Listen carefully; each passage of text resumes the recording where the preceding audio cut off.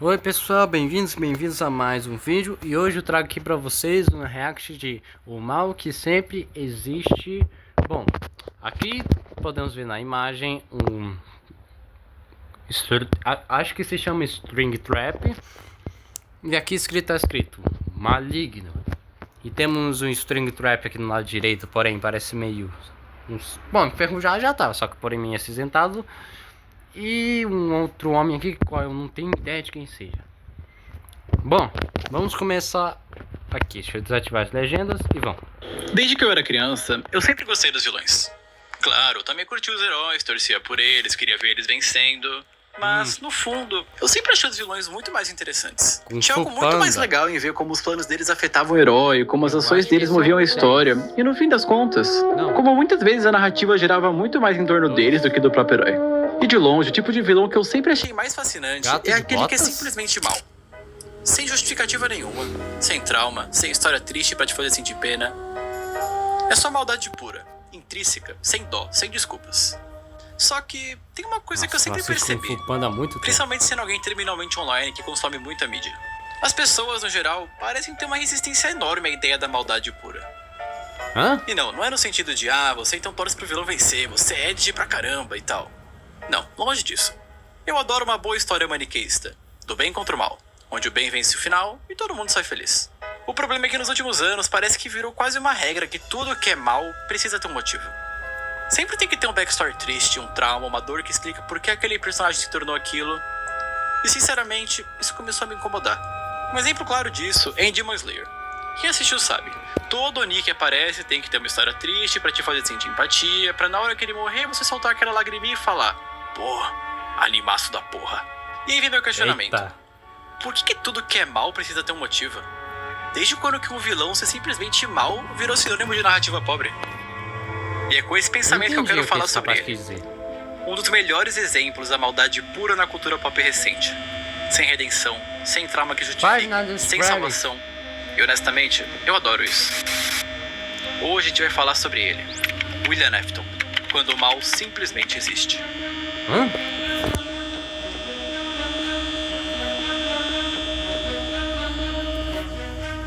Ato 1, o Homem Roxo. Vocês provavelmente já perceberam pelos inúmeros vídeos aqui do canal que eu sou um grande fã da série FNAF.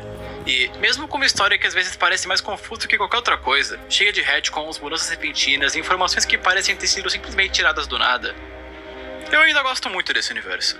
E sem dúvida, a minha parte favorita são os animatrônicos. Quando o primeiro jogo saiu lá em 2014, eu só tinha 11 aninhos e eu admito, eu me caguei de medo só de abrir Steam e ver aquele urso me encarando na capa. Alguma coisa nele me causava um mix muito esquisito de sensações. Estranheza, medo, incômodo, chame como quiser. Só sei que não era uma sensação boa. Com o tempo, aquele medo virou curiosidade e essa curiosidade virou fascínio. Eu virei um grande fã da série. Acompanhei cada lançamento, cada musiquinha do The Living Tombstone, cada alteraçãozinha da luminosidade no site do Scott Games, cada olhada no código-fonte da página, cada descoberta, cada teoria, cada migalhinha de lore. JavaScript agora? Na real, tudo que a gente tinha eram só migalhas mesmo. E aí, pouco tempo depois, chegou o FNAF 2. Esse foi um jogo muito importante, porque foi nele que apareceram pela primeira vez os minigames em estilo retrô, que começavam a soltar umas pistas meio enigmáticas sobre a história. E foi nesse minigames que conhecemos uma figura bem especial, o Homem Roxo. Esse cara sempre aparecia nos minigames cometendo alguma maldade, especialmente contra as crianças. E ali começava a se desenhar pela primeira vez quem seria o grande antagonista da série. Um homem tão cruel que simplesmente matou 5 crianças. Eita. Mas aí surgia a grande dúvida. Quem é esse cara? Por que ele fez isso? A gente tá jogando com ele? Ninguém sabia ao certo. Mas uma coisa é fato. Os teóricos não pararam desde então. E dali pra frente, começou a se formar o mito do Homem Roxo. Homem Roxo. Ato 2. O surgimento do Spring Trap. Spring Trap, não é String Trap. Em janeiro, a comunidade foi pega de surpresa com o primeiro teaser no site Scott Games. Vamos continuar vendo. Era a imagem de um animatrônico completamente novo, bizarro, com uma aparência deteriorada e assustadora. Na imagem, uma frase enigmática: I'm still here. Ainda estou aqui. Junto disso, um discreto número 3 escondido no fundo, que praticamente confirmava aquilo que a gente já esperava. Five Nights at Freddy's 3 estava chegando. Pouco tempo depois, mais um teaser apareceu. Dessa vez, mostrando tal animatrônico de corpo inteiro, revelando mais detalhes da criatura. Nas redes, a galera explodiu especulações. Chamavam de Golden Bonnie, Bonnie Dourado, devido à semelhança com o clássico Bonnie. mas com uma coloração dourada e aparência muito mais grotesca. E então, em março de 2015, o jogo foi lançado, e como de costume, a galera correu para poder vasculhar os arquivos do game. E foi aí que surgiu o nome oficial, Springtrap.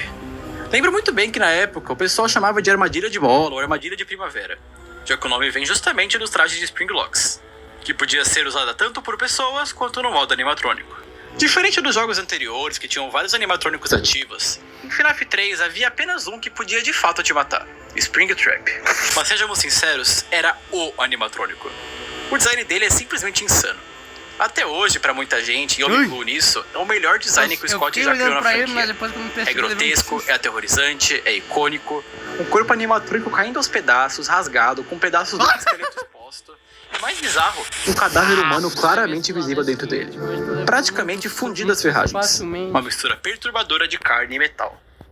No meio do jogo, também temos os clássicos minigames em 8 bits, que expandem ainda mais a lore. Nele vemos o Homem Roxo, que já era conhecido dos fãs desde o segundo jogo, continuando com suas maldades.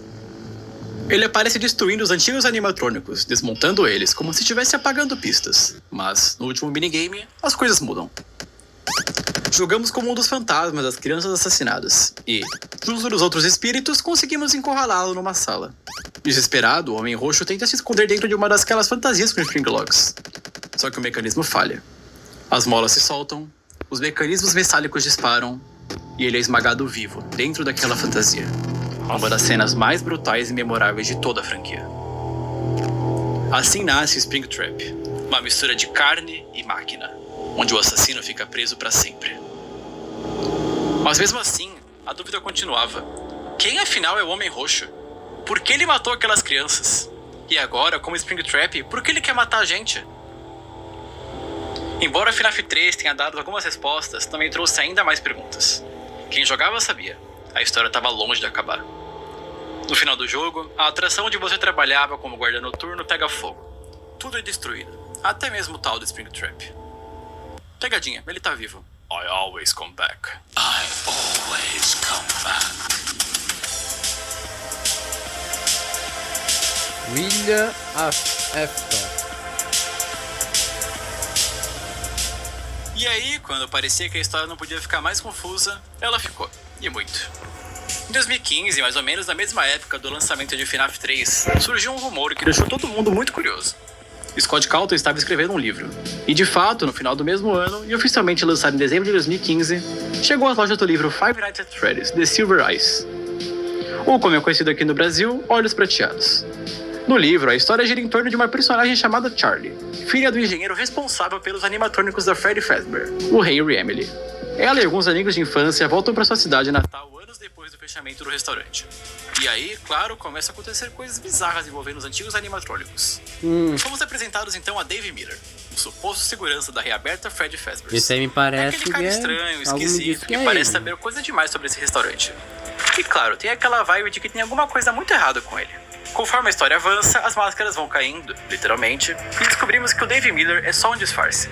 Ele é, na verdade, o William Afton, sabia fundador que da Freddy's, era aí. sócio de Henry Emily. E, acima de tudo, o serial killer responsável pelos desaparecimentos e morte de crianças. Nossa. Inclusive, o próprio modus operandi dele no livro é muito parecido com o que a comunidade já imaginava e que foi provado em outros jogos. O Afton atraía as crianças pro fundo do restaurante usando uma fantasia de Spring Bonnie, um traje com Springlocks, bem no estilo que a gente já conhecia nos outros minigames, e cometia os assassinatos lá dentro, longe dos olhos dos outros. E sim, o livro mostra também o Afton sofrendo exatamente esse destino, sendo esmagado pela própria ganância, pela própria armadilha. E a partir daqui, o que era antes só o Homem Roxo, uma figura misteriosa, sem rosto, sem nome e sem identidade, agora tem um nome, tem uma cara, e de certa forma, isso torna tudo muito pior. O mal agora tinha identidade, e se chamava William Afton.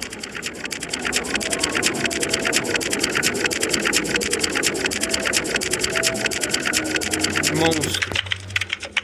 Os filhos do monstro?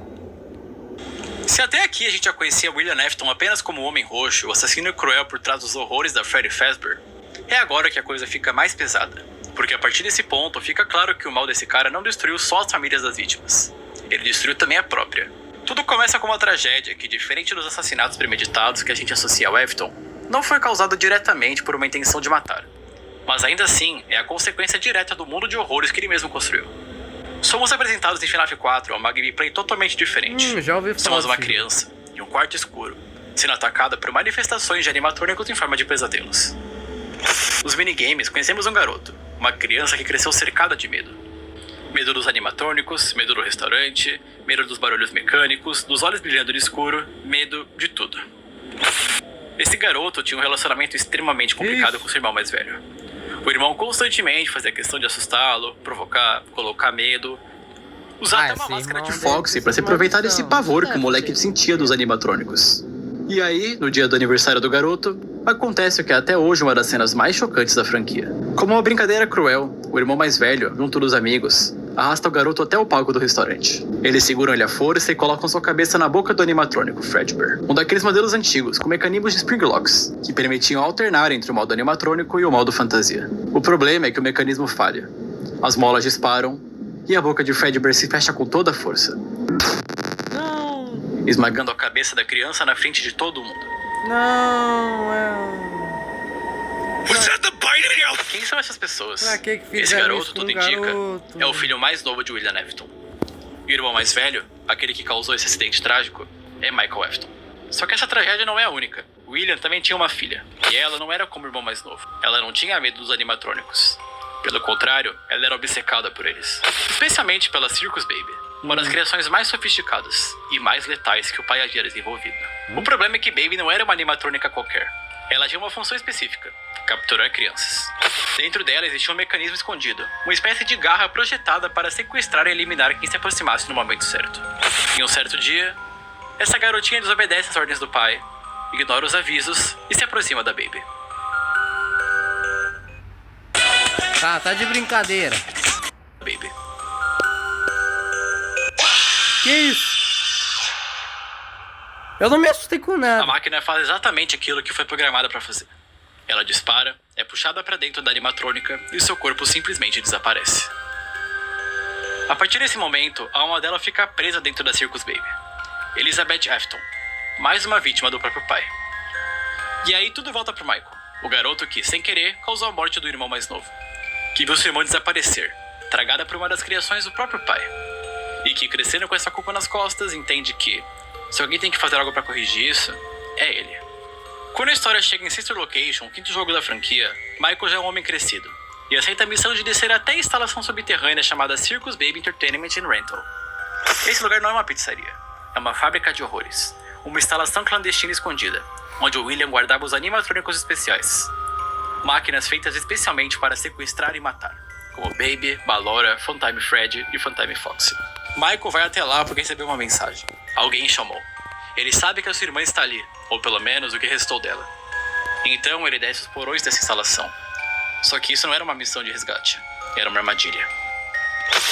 E é assim que nasce Energy, uma criatura grotesca, formada pela junção dos pedaços de todos os animatrônicos daquele lugar. Energy engana Michael, captura ele e entra no corpo dele, literalmente. Michael vira por um tempo uma carcaça ambulante, controlada por aquela coisa. Só que o corpo humano não aguenta isso. Começa a apodrecer, a definhar, colapsar. E quando o corpo tá prestes a não aguentar mais, Energy simplesmente sai.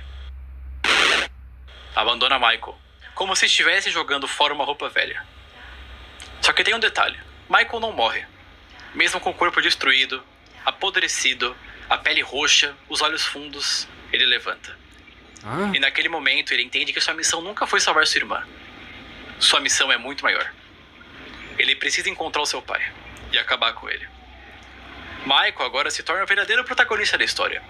Um homem morto por dentro, literalmente, que vive apenas para tentar consertar os erros do monstro que colocou nesse mundo. Enquanto isso, William Afton continua solto, desafiando a morte, sobrevivendo até dentro de uma carcaça amaldiçoada.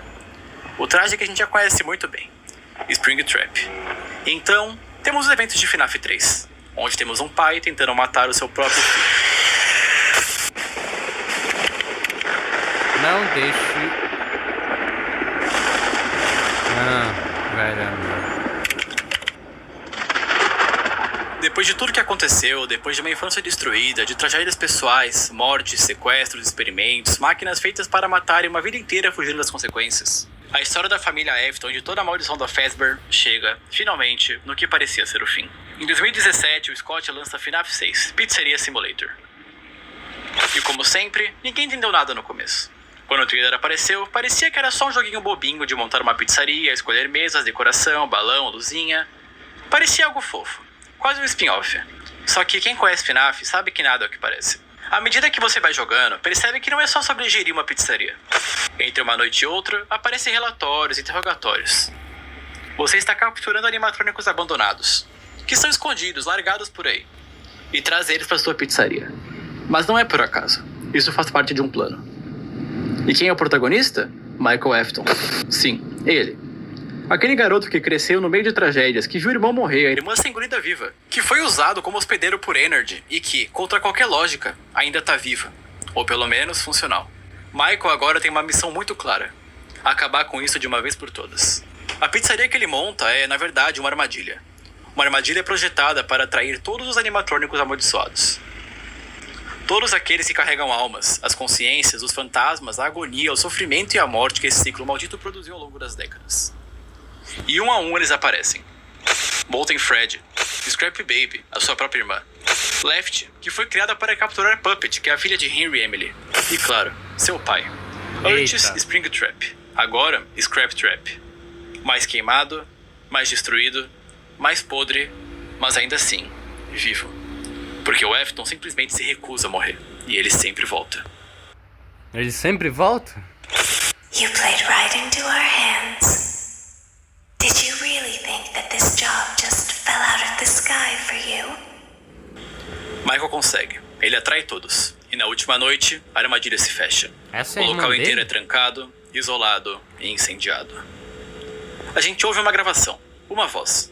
É Henry Emily, o antigo sócio do William, que aparece pela primeira vez, falando diretamente, depois de anos sendo só uma sombra na Lore. Ele explica tudo, que aquela pizzaria nunca foi uma pizzaria de verdade. Era uma prisão. Um lugar construído para atrair aquelas entidades, garantir que não escapassem e, finalmente, colocar um fim nesse ciclo de dor. Henry fala com cada um deles.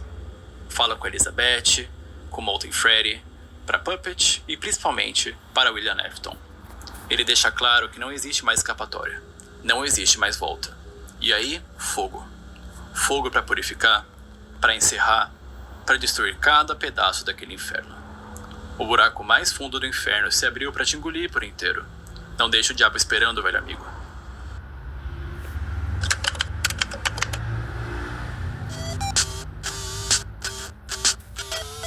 Quando a gente fala de vilões, é comum ver a galera buscando uma explicação. Um trauma, uma infância difícil, uma sociedade que falhou. Alguma coisa que justifique, ou que pelo menos explique como alguém se tornou aquilo. Só que no caso de William Afton, como vocês puderam ver, a explicação não existe. E sinceramente, não faz falta. Porque às vezes o mal simplesmente existe. Sem motivo, sem trauma, sem ele precisava só de amor. Não, ele é só mal. Isso não é só uma interpretação, é simplesmente o que a história mostra, de forma escancarada durante toda a franquia. As pessoas tentam buscar justificativas. Só mal? Falam que ele tá buscando a imortalidade para poder rever seu filho. Ou para tentar reviver sua esposa. Falam que ele é um homem trágico. Não, ele não é. William não é só um produto das circunstâncias. Não é um cara que virou isso por ter sido uma vítima. Pelo contrário, ele é o arquiteto do próprio mal. Ele é alguém que ter inteligência, recursos, acesso, liberdade, fez uma escolha. E escolheu ser um monstro. A gente descobre mais tarde que, além dos assassinatos, ele faz experimentos macabros em crianças, inclusive no seu próprio filho traumatizado. Ele é um engenheiro, um inventor brilhante, capaz de criar máquinas extremamente avançadas para sua época, com sistemas de reconhecimento facial, mecanismos híbridos de fantasia e animatrônicos, até IA rudimentar. E o que ele faz com esse talento? Usa para construir brinquedos que, por fora, parecem fofinhos, mas por dentro são só máquinas de matar e sequestro. Não é um erro, não é um acidente, é proposital. Ele cria os Fantimes com um mecanismo interno feito exclusivamente para capturar crianças. Isso não é uma falha de design, essa é a função principal. E não para só aí. Ele só não mata. Ele desmonta os animatrônicos, esconde corpos, manipula ambientes inteiros para que as pessoas nunca descubram. E ele faz isso repetidas vezes, durante anos. É metódico, calculista, frio e, acima de tudo, absolutamente indiferente ao sofrimento que causa. O cara vê a própria filha ser morta pela própria criação dele e o que ele faz? Nada. Segue em frente, continua o ciclo. Vê a própria família ser destruída, Mas isso não faz ele parar. Pelo contrário, ele simplesmente segue. E mesmo quando a morte vem cobrar, quando ele se espreme no traje de Springbone e é esmagado vivo, ele não aprende, ele não reflete, ele não muda. Ele volta. Ele sempre volta. Vira Springtrap. Pra fazer mais continua tentando maldades. matar. Continua fugindo. E quando finalmente parece que foi destruído no incêndio do FNAF 6, não. Ele volta de novo. Nem a morte aceita ele. Nem o próprio universo consegue se livrar desse cara. Porque a essência dele não é só de um vilão físico. É uma representação do mal persistente. Aquele mal que se recusa a morrer. Que sobrevive ao fogo, ao tempo, à memória e à história. E como se tudo isso não bastasse, mais recentemente a lore só fez reforçar ainda mais o quanto William Afton é de fato indefensável. E mesmo no filme, onde ele é interpretado pelo incrível Matthew Lillard, William não mede esforço para deixar claro o quão doentio ele é. Ele sequestra o irmão do protagonista, mata a criança e, como se isso não fosse bastante, na cena final tenta matar a própria filha, sem demonstrar o menor traço de arrependimento ou remorso. Além disso, encara Michael e diz na maior frieza que vai matá-lo da mesma forma que matou seu irmão. Como se não fosse nada além de mais um item na lista. E quando é finalmente confrontado pelos espíritos das crianças que ele controlava, não mostra arrependimento e nem medo. Pelo contrário, faz questão de reduzir aquelas almas a meros objetos, meros fantoches, como se eles nunca tivessem sido pessoas, como se nunca tivessem valido nada. Além disso, com a chegada de Secret of the Mimic, a gente descobre ainda mais coisas sobre quem ele era antes de se tornar o assassino que todo mundo conhece. E, spoiler, se você achava que ele já era ruim o bastante, você estava subestimando ele. O jogo mostra que o William nunca foi só um assassino. Ele já era um parasita desde muito antes. Ele não criava do zero. Ele não era um gênio isolado. Na verdade, ele roubou muita coisa. Edwin Murray era um engenheiro brilhante que auxiliou na criação da Fazbear, mas que estava passando pelo pior momento da vida dele. Tinha acabado de perder a esposa e pouco tempo depois perdeu o filho. E o que o William fez? Se aproveitou. Ele viu a dor de Edwin, viu a vulnerabilidade e fez o que sabe fazer de melhor. Usou isso contra ele. Roubou seus designs, suas ideias. Foi um dos responsáveis diretos por fazer o negócio de Edwin falir. E como se isso não fosse bastante, comprou todas as terras dele, basicamente tomando tudo o que restava da vida daquele homem. E sabe o que é mais doentio? Nem ele mesmo tenta se justificar. Em nenhum momento ele diz, fiz isso porque fui machucado ou porque a vida foi cruel comigo. Não, ele só faz, porque quer, porque pode, porque simplesmente gosta. E se tudo isso não fosse suficiente para deixar claro o tipo de monstro que o William Afton é, ainda tem outro detalhe que torna ele ainda mais repulsivo. Ele é um megalomaníaco obcecado pela própria imortalidade. A partir do momento que ele começa a entender que os animatrônicos não são só pedaços de metal, e que eles carregam de alguma forma fragmentos de alma e de vida e de agonia, Afton percebe que a morte não é uma barreira tão definitiva quanto parece. E desde então, ele simplesmente se recusa a aceitar que um dia vai deixar de existir. William não quer só matar, não quer só destruir. Ele quer transcender a própria condição de ser humano. Quer driblar a morte, quer viver para sempre, não importa o custo, não importa quem precise sofrer ou morrer para que ele alcance isso. Ele começa a estudar, a testar, a fazer experimentos com alma, com possessão, com a ideia de consciência artificial. Cria máquinas, programas, sistemas, tudo na tentativa de encontrar uma maneira de se tornar literalmente imortal. Não é por amor, não é por tragédia, não é para reviver alguém, é simplesmente porque ele se acha maior que tudo. Maior que a vida, maior que a morte.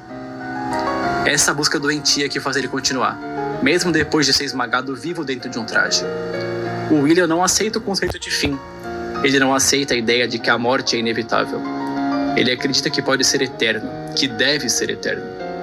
E o pior? Ele não faz isso para se redimir, não para corrigir nada.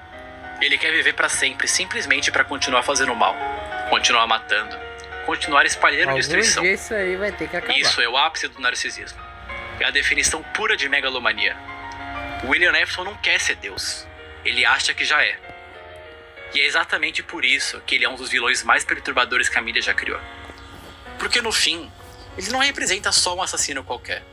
Ele representa o mal na sua forma mais pura, mais crua, mais aterrorizante. O mal que não morre, não some e que sempre volta. O mal que simplesmente existe. Puxa.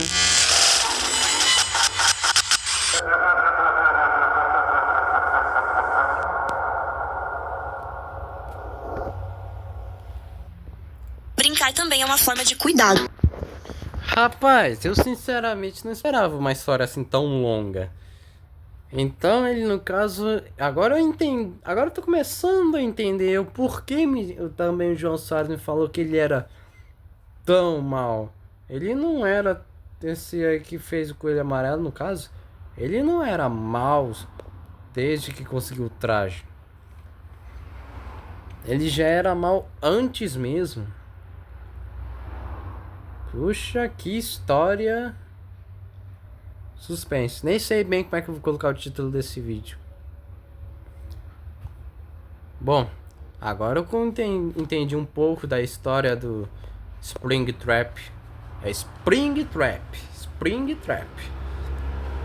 Mas é isso aí, galera. Se você gostou, por favor, deixe o seu like, se inscreva, ative o sininho das notificações. E em breve trarei algumas outras raps. Se eu não me engano, a próxima agora que eu vou trazer é da Rex. E até é isso. Muito obrigado e tchau.